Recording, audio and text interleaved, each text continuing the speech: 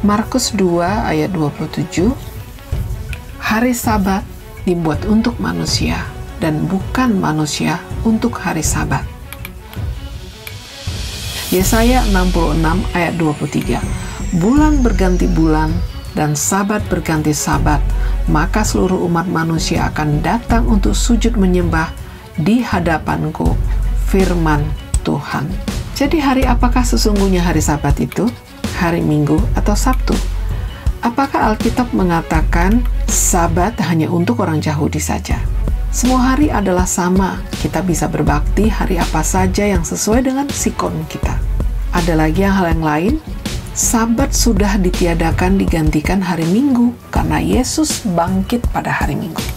Ada lagi pernyataan ekstrim yang beredar di kalangan umat Kristen. Sabat itu tidak penting, yang penting hati kita. Jangan kemana-mana, ikuti video ini sampai selesai karena Bible Truth hanya mengupas dan memaparkan kebenaran Alkitab saja. Bible Truth hanya kebenaran Alkitab saja, sola scriptura.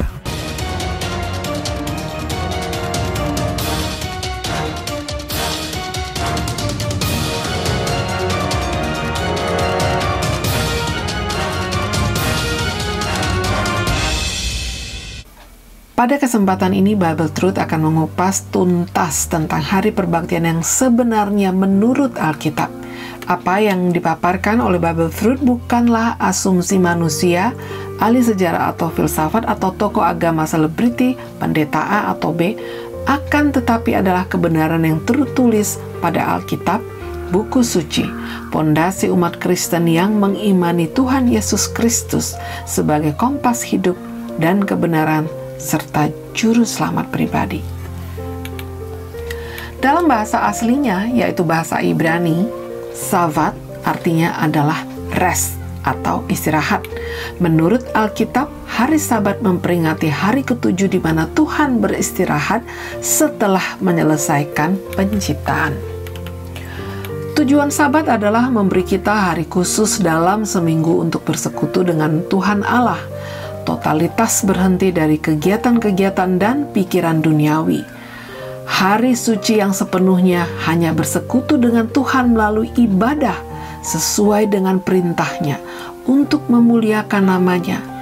Itulah bentuk kasih dan penghormatan kita kepada Tuhan Allah yang sudah menciptakan kita dan segenap alam semesta yang Dia jadikan untuk kita. Namun, banyak orang Kristen yang pada umumnya mempertahankan pernyataan-pernyataan yang bukan Alkitabiah, melainkan dari apa yang didengar dari pendapat maupun interpretasi manusia yang sudah turun-temurun, yang kemudian diyakini kebenarannya tanpa menyelidiki kebenaran itu sendiri melalui Alkitab yang adalah satu-satunya sumber kebenaran firman Tuhan Allah yang disampaikan oleh nabi-nabi ataupun rasul-rasulnya. Mari kita membahas satu persatu pernyataan-pernyataan umum dan populer oleh komunitas mayoritas Kristen. Pertama, hari Sabat hanya untuk orang Yahudi saja. Benarkah? Di dalam Markus 2 ayat 27 bunyinya, hari Sabat dibuat untuk manusia dan bukan manusia untuk hari Sabat. Artinya apa? Hari Sabat bukan untuk suku atau bangsa tertentu, tetapi untuk segala bangsa. Semua umat manusia ciptaannya yang percaya dan mengasihinya. Fakta pertama, hari Sabat itu dibuat oleh Tuhan pada saat penciptaan dunia ini. Jadi bangsa Yahudi belum ada ketika itu. Tuhan menciptakan hari Sabat untuk seluruh umat manusia. Ketika masa penciptaan belum ada, lahir suku bangsa tertentu. Hanya ada dua anak manusia, Adam dan Hawa. Fakta kedua, jika Sabat hanya dibuat untuk orang Yahudi, maka seluruh hukum dari 10 perintah moral itu tentunya tak berlaku bagi kita yang non-Yahudi ini. Karena hukum keempat, atau mengenai ingatlah akan hari Sabat, adalah bagian dari 10 hukum Allah tersebut. Apa iya kita memilih-milih hukum mana yang sesuai dengan kebutuhan kita? Sementara jelas-jelas 10 hukum itu adalah yang tidak dapat dipisah-pisahkan satu dengan lain, hukum yang diberikan oleh Tuhan Allah langsung kepada Musa ketika Musa menerima 10 hukum tersebut di Gunung Sinai. Mari kita telusuri lagi secara mendetail pernyataan umum kedua. Semua hari adalah sama. Kita bisa berbakti hari apa saja sesuai dengan sikon kita. Adakah ayat atau firman yang mendukung pernyataan umum ini? Betul, untuk berdoa, berkomunikasi, dan berhubungan dengan Tuhan kita bisa lakukan kapan saja dan di mana saja, karena Tuhan kita adalah Tuhan yang omnipresence dan omnipotent. Tetapi dalam halnya beribadah, Tuhan dengan tegas membuat perbedaan. Hari Sabat adalah hari yang diasingkan dan dikuduskan dari hari-hari lainnya yang sudah diciptakannya.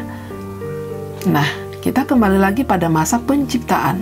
Bukti Alkitab menyatakan hari Sabat adalah tidak sama dengan hari-hari lainnya.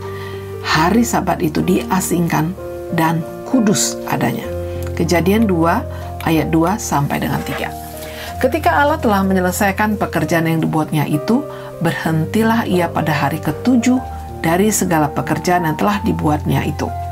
Lalu Allah memberkati hari ke-7 itu dan menguduskannya, karena pada hari itulah ia berhenti dari segala pekerjaan penciptaan yang telah dibuatnya. Ayat di atas sangat jelas sekali adalah kalimat pernyataan langsung, bukan berupa kiasan atau perumpamaan yang sulit untuk dimengerti masyarakat awam. Secara detailnya, di buku Kejadian diceritakan bahwa pada saat dunia telah dijadikan Tuhan, ia melengkapi bumi dimulai dari hari pertama diciptakan terang, cakrawala tumbuhan, hewan, dan hingga hari ke-6 diciptakanlah manusia. Tiba hari ke-7, Tuhan pun beristirahat dari penciptaan setelah ia melihat semuanya sempurna adanya apa yang telah ia ciptakan. Hari ke-7 dijadikan Tuhan sebagai hari yang disucikan dan dikuduskannya.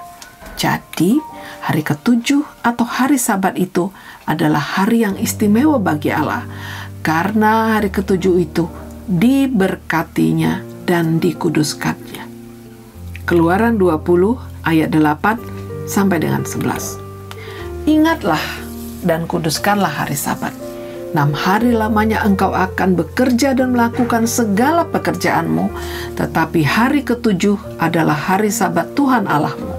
Maka jangan melakukan sesuatu pekerjaan engkau atau anak-anakmu laki-laki, atau anakmu perempuan, atau hambamu laki-laki, atau hambamu perempuan, atau hewanmu, atau orang asing yang di tempat kediamanmu. Sebab 6 hari lamanya Tuhan menjadikan langit dan bumi, laut dan segala isinya, dan ia berhenti pada hari ke-7.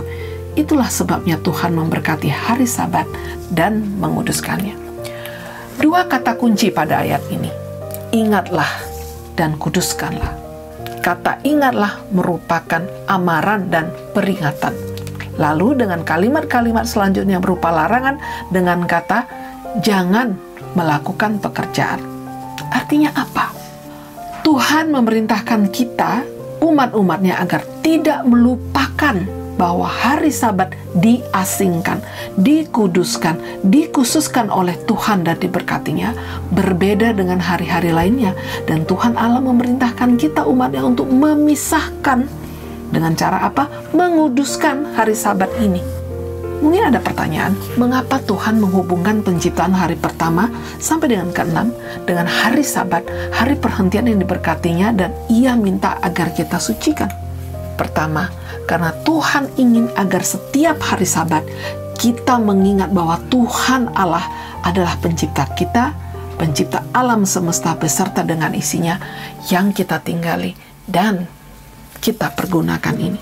Kedua, dari 10 hukum Tuhan itu, hanya hukum keempat yang berawalan kata ingatlah. Artinya adalah sebuah perintah, peringatan agar jangan kita melupakan, karena hari Sabat adalah sangat sakral dan istimewa bagi Tuhan Allah.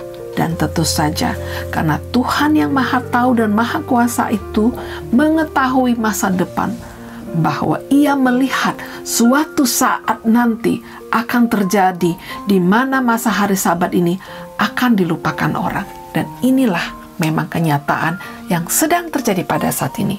Hari Sabat sudah banyak dilupakan orang yang digantikan menjadi hari Minggu. Jadi, jelas bukan? Hari Sabat tidaklah sama bobotnya dengan hari Minggu, Senin, Rabu, atau hari lainnya.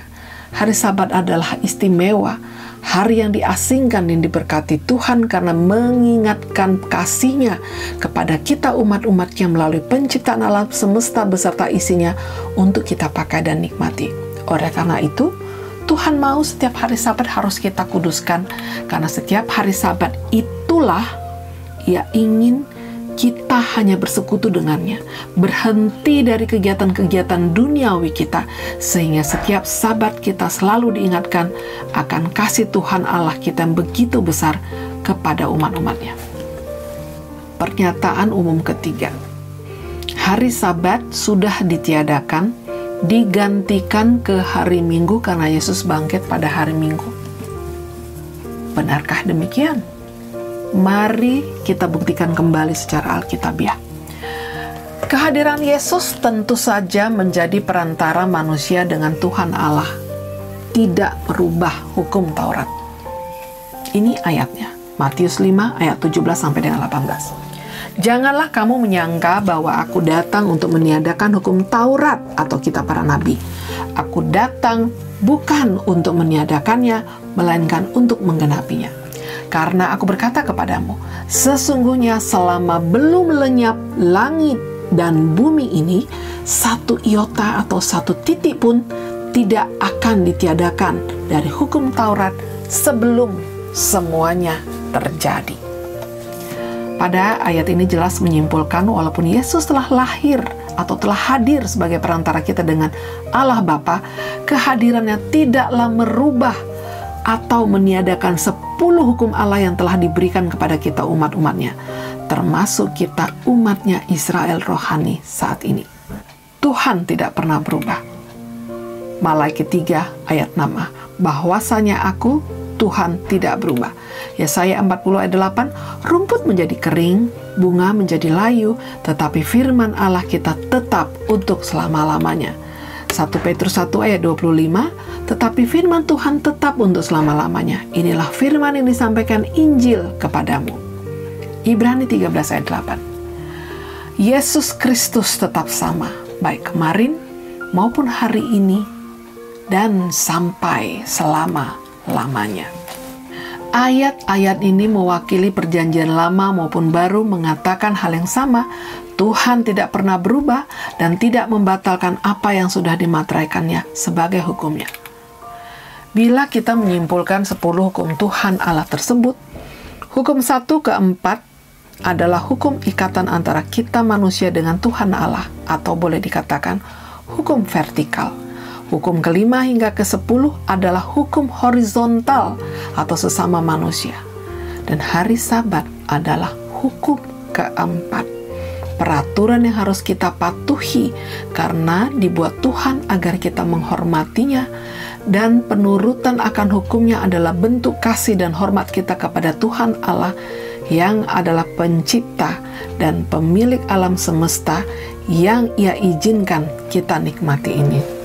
Kehadiran Yesus sebagai perantara kita dengan Tuhan Allah telah membawa keringanan bagi kita yang membangkang dan tidak hormat kepada Tuhan Allah, tidak lagi mengalami hukuman atau kematian langsung, tetapi saatnya nanti pada masa penghakiman. Sebaliknya, saat dulu sebelum masa Yesus ada, penghukuman atau kematian langsung bisa terjadi bila kita melanggar hukum Allah, termasuk menginjak-injak kesucian hari Sabat, seperti di ayat berikut ini. Keluaran 31 ayat 15 sampai dengan 17. 6 hari lamanya boleh dilakukan pekerjaan, tetapi pada hari yang ke-7 haruslah ada Sabat, hari perhentian penuh, hari kudus bagi Tuhan. Setiap orang melakukan pekerjaan pada hari Sabat, pastilah ia dihukum mati. Maka haruslah orang Israel memelihara hari Sabat dengan merayakan Sabat turun-temurun menjadi perjanjian kekal antara aku dan orang Israel. Maka inilah suatu peringatan untuk selama-lamanya, sebab 6 hari lamanya Tuhan menjadikan langit dan bumi, dan pada hari yang ke-7 Ia berhenti bekerja untuk beristirahat. Pada ayat ke-16 dan ke-17 jelas dikatakan, hari Sabat haruslah diperingati dan dirayakan turun-temurun, merupakan peringatan kekal antara Tuhan Allah dan umat-umatnya. Coba dibaca ulang, peringatan kekal. Kekal artinya selama-lamanya. Tidak ada yang berubah. Bukankah kita juga adalah umat Israel rohani? Tentunya hukuman ini pun atau ayat ini berlaku juga untuk kita. Dan kita tidak berbeda dengan bangsa Israel dulu sebelum Yesus datang. Lebih meyakinkan saudara-saudara sekalian bahwa hari Sabat tidak mengalami perubahan dan tetap dikuduskan dan diberkati Tuhan Allah adalah setelah kedatangan Yesus yang kedua kali, di surga pun ataupun di dunia yang baru yang Tuhan jadikan kelak, umat-umatnya tetap beribadah kepada Tuhan pada hari Sabat. Yesaya 66 ayat 22 sampai 23. Sebab sama seperti langit yang baru dan bumi yang baru yang akan kujadikan itu tinggal tetap di hadapanku, demikianlah firman Tuhan, demikianlah keturunanmu dan namamu akan tinggal tetap. Bulan berganti bulan dan Sabat berganti Sabat, maka seluruh umat manusia akan datang sujud menyembah di hadapanku. Firman Tuhan. Jadi jelaslah, ayat-ayat di dalam Alkitab ini sudah membuktikan kepada kita bahwa hari Sabat adalah istimewa bagi Tuhan, dikuduskan, diberkatinya, dan tidak dapat ditawar-tawar, merupakan perjanjian kekal antara Tuhan dan umat-umatnya. Tidak pernah digantikan dengan hari-hari lainnya, termasuk hari Minggu, yaitu hari pertama dalam penciptaan dan susunan kalender yang semestinya. Dari Matius ke Wahyu, tidak ada ayat yang mendukung pernyataan bahwa hari Sabat sudah diganti ke hari Minggu karena Yesus bangkit pada hari Minggu. Sampai jumpa pada pembahasan lebih dalam apa sebab dan kapan awal umat Kristen berbakti pada hari Minggu dan meninggalkan hari peribadatan yang sebenarnya, yaitu hari Sabat, dan di dalam kalender Indonesia disebut hari Sabtu. Tanda-tandanya sudah banyak dikenapi. Maranatha, Tuhan Yesus segera datang. Jangan lupa subscribe, like, dan share agar tidak ketinggalan video-video Bible Truth selanjutnya dan agar banyak orang mendengarkan kabar sukacita ini. Tuhan memberkati.